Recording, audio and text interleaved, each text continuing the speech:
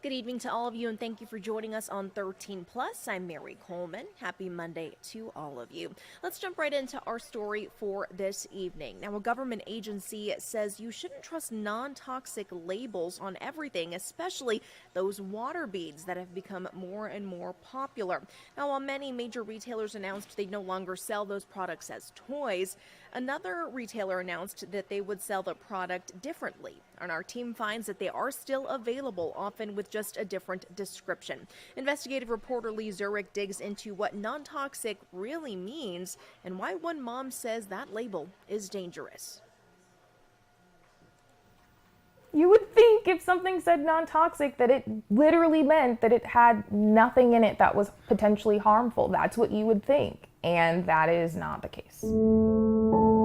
7 years ago, a birthday gift picked out with care turned into a nightmare.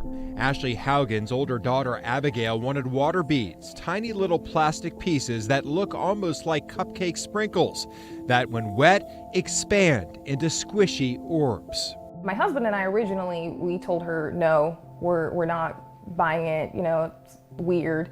And she was like, no, look at it. They used to be used mostly for decorations and flower vases and for keeping plants hydrated, but in the last decade have been marketed as toys and even sensory tools for children with autism or other types of neurodivergence. Our Playbox is loved by therapists. My husband and I, we researched the product online. It said that it was non-toxic, so it didn't have even a trace of harmful chemicals in it. It was biodegradable, reusable, eco-friendly, and it warned that it was a choking hazard. And the girls have separate play areas, so we thought that everything would be fine. About a month after her older sister's birthday, little 1-year-old Kipley got a rash around her mouth. Doctors thought it wasn't anything more serious than a skin condition or a soap allergy. Then weeks later, Kipley wouldn't sleep. Ashley and her husband were at a loss. By July, Kipley, she woke up and like I normally do, I would feed her, and when I fed her afterwards, she just started vomiting. They took her to the ER. But the surgeon came in and he said, look, I don't know what's wrong with your daughter, but if I don't do an emergency exploratory surgery, she's not gonna make it. So we all just sat and prayed, and the surgeon came out and he showed us a picture. And he said, do you know what this is? And the picture was of the water bead material that we had purchased for Abigail's 6th birthday. You don't feel good. After terrifying days, Kipley ultimately seemed to recover, but she slowly developed new strange symptoms. She was clumsy and jerking around and stopped answering to her name. The developmental pediatrician, he ruled everything else that it could possibly be out, and he diagnosed her with toxic brain encephalopathy, which is a brain injury due to exposure to chemicals. That chemical, she says, likely from the water beads, a toy Ashley thought was non-toxic. Parents have no idea. They have no idea that there can be products in their houses that contain harmful chemicals, and they can be labeled as non-toxic, and companies can get away with it, especially companies overseas. Are water beads non-toxic or toxic? I wouldn't trust any non-toxic labeling on water beads. There's companies marking that on products, and there's not standards out there that say what non-toxic means. The Consumer Product Safety Commission oversees thousands of product categories in the United States. They issue recalls with companies for things like toys that exceed lead paint regulations or break rules on choking hazards. But the way laws are written, they often have to negotiate with manufacturers and can't make immediate warnings. Those can take months or years.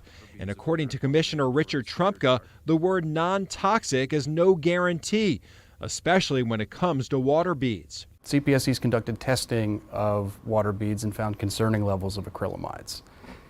It's not a label that the companies have run by us and gotten our approval on, or any other government agency. So I wouldn't take them at face value. He says if a product has a hazardous substance, manufacturers are supposed to disclose that. And if they're not doing that, it's a violation of the Federal Hazardous Substances Act. And if they're going beyond that and saying that a toxic product is non-toxic in their marketing, they're going to have a problem with the Federal Trade Commission.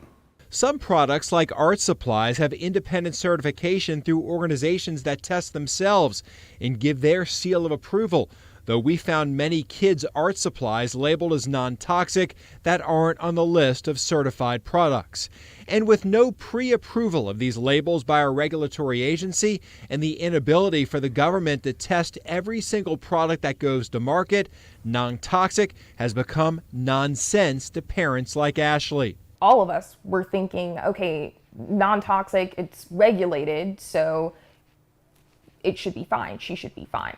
Our analysis of government data collected from around 100 emergency departments across the country shows that in 8 years, the number of kids going in for water bead-related injuries has been increasing. Trumka says at least 8,000 kids have been hurt by water beads. At least one has died. The CPSC recently issued a recall of one kit and now has warned about the danger of all water beads. We told retailers that these things pose a hazard and said, is this really what you want to be selling to your consumers? And then let them make the choice. In December, Trumka wrote to major retailers asking them to stop selling water beads. Many of them quickly made that commitment to pull products. Target, Walmart, Amazon, and others. Our team has watched listings disappear slowly online and products removed from shelves. We bought this Hobby Lobby kit. You can see water beads scratched off the package, and there are none inside the box. I think at this point, we've made such tremendous progress that I'm very happy with where we're at. Should Congress do more? Congress could do more, and Chairman Pallone of the Energy and Commerce Committee is a real leader on this issue and has put forward a bill to ban water beads, which I support.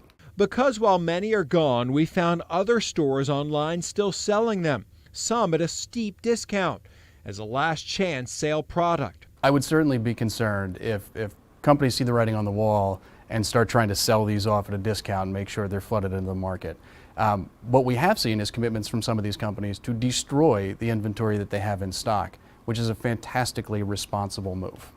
And we found there are still plenty of listings for water beads to be used in flower vases or as decor, some of them still brightly colored and appear to have been previously sold or used as toys, like this listing labeled as a decoration, but with an old review from someone showing a small child playing in a pool of them.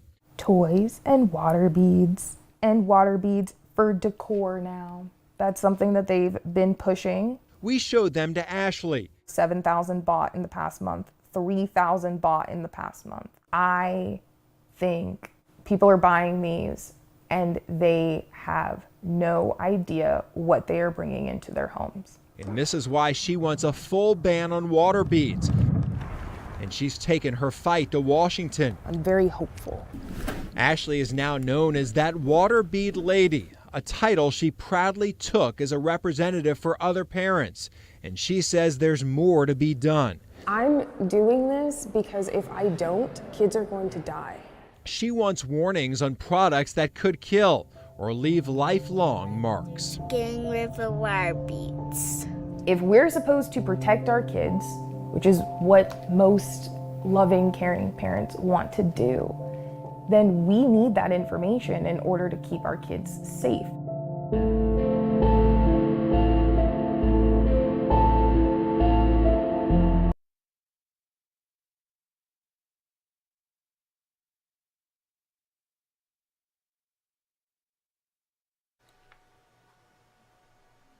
Now, Ashley said she spoke with multiple attorneys in an attempt to sue to help pay medical bills for that issue, and they continued to this day. But she says no one would take her case because the manufacturer is overseas and there isn't much recourse for her. For now, we will leave you with a live look of the Tucson metro area. Things looking a little chilly out there, but I'd say it was a gorgeous day overall, and this evening's probably pretty nice too. I wish I was out there to enjoy it. Hope you all have had a great day, and will join us for 13 News Live at 10.